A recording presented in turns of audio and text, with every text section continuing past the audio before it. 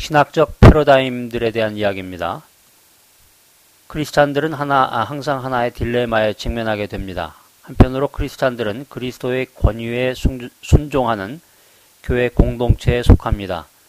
이 공동체에서 교제할 때 그리스도는 신앙과 실천의 최선의 모범이 되어서 크리스찬들의 그 성품과 행위를 결정하게 됩니다. 크리스찬들은 예수님의 가르침과 임재하심에 근거해서 태도라든가 사회관계 그리고 행위를 개발하기 위해서 애쓰고 있는 제자라고 할 수 있습니다. 트릴취라고 하는 사람은 그 근대 사회의 기독교 신앙의 운명에 대해서 고민한 적이 있습니다. 그는 교회형도 종파형도 근대 사회에 영향력을 행사하거나 구조를 변형시키는데 결정적인 역할을 할 수 없다는 생각을 했는데요.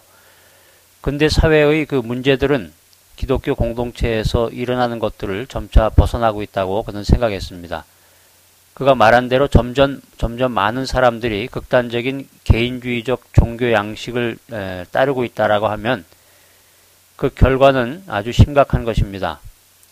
실제로 현대인들이 극단적인 종교적 개인주의자들이 되어간다라고 하는 그런 증거들이 요소에서 나타나고 있는데 이것은 그 기독교 신앙을 보다 넓은 사회적인 세계와 활발하게 연결시키는 그 교회형이나 종파형 그리스도인들이 점차적으로 줄어들고 있다라고 하는 의미가 되겠습니다.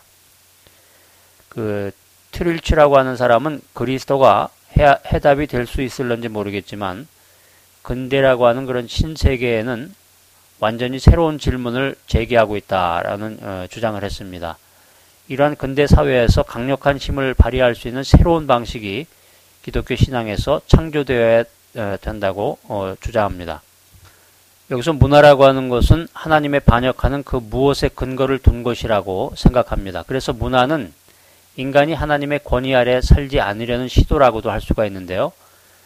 문화는 하나님이 아담과 하와에게 허락하였던 에덴의 그 문화에서 나온 것이 아니고 문화는 스스로의 그 선과 악을 결정하려는 아담과 하와의 행위를 표현한 것이라고 할 수 있겠습니다.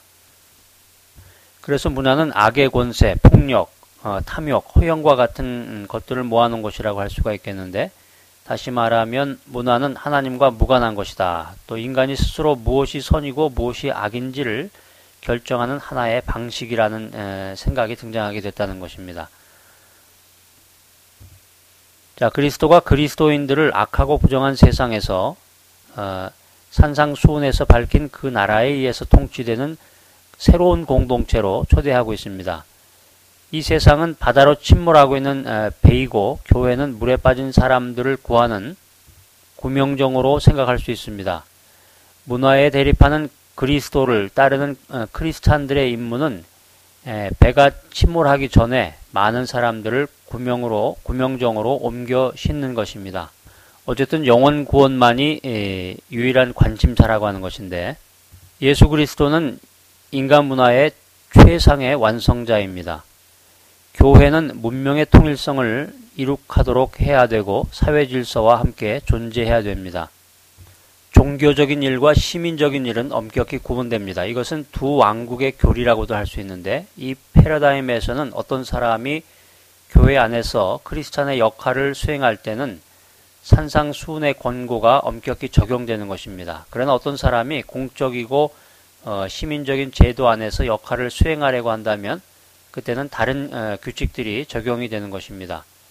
교회는 시민 생활의 개혁을 지향합니다. 이 패러다임에서는 모든 사회생활 영역에 참여하는 것이 교회 사명의 일부로 간주가 되고 있습니다. 그러나 바람직한 사회 변화를 낳기 위해서 따라야 할 몇 가지 전략에는 차이가 있다라고 하는 것입니다. 크리스찬들은 그리스도와 함께 문화에 대립하고 있습니다.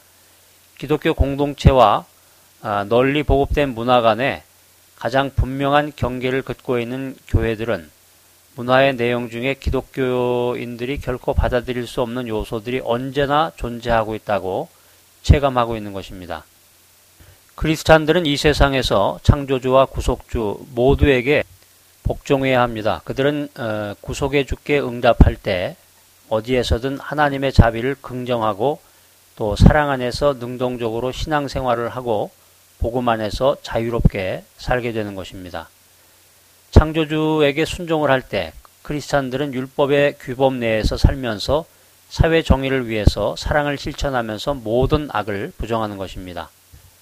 예수 그리스도가 절대적인 권위자라고 생각한다면 그런 권위가 다른 모든 문화적인 권위와 어떻게 관련이 되어 있을까? 이것이 기독교 신앙에 있어서 아주 중요한 퀘스천 마크인데요. 이 질문은 예수 그리스도의 권위의 한계가 과연 어디까지인가 하는 것을 알려주고 있습니다. 사회적인 세계 이해를 위한 학문적인 수단인 사회학과 관련해서 기독교 신앙의 그 사회적 방식을 다르게 이해하고 있고 다른 신학적 패러다임을 가지고 있는 크리스찬들은 이 문제에 대해서 다른 방식으로 대답할 것입니다. 크리스찬들 간의 신학과 사회에 대한 그런 다양한 생각이 존재하는데 다양한 생각이 존재한다고 해서 이들을 통일시킬 수 있는 방안이 없다라고 할 수는 없다고 하는 것이죠.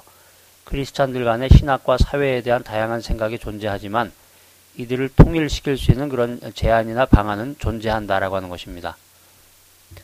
이 세상이 하나님께 속해 있다는 것을 알고 또 도래하는 그 하나님의 나라를 갈망하는 것은 그렇게 생각하지 않는 사람들에 비해서 사회학을 보는 관점이 다릅니다.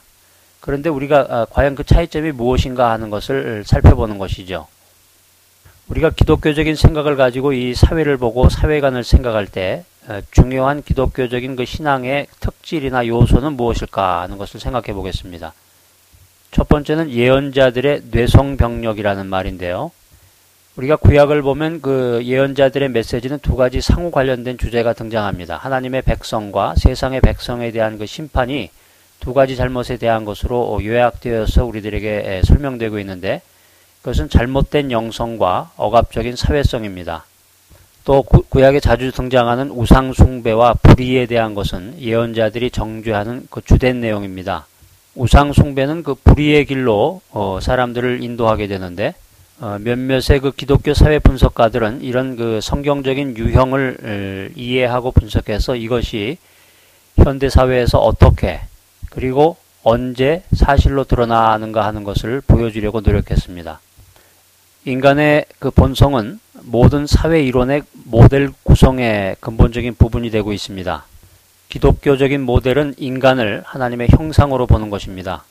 하나님의 그 형상으로서의 인간의 본질은 자연과의 관계까지 확대될 수가 있는데 아담과 하와에게 위임된 그 하나님의 통치권은 인간을 이 땅의 풍요와 선을 유지시키시는 그 청지기로 만들었던 것입니다.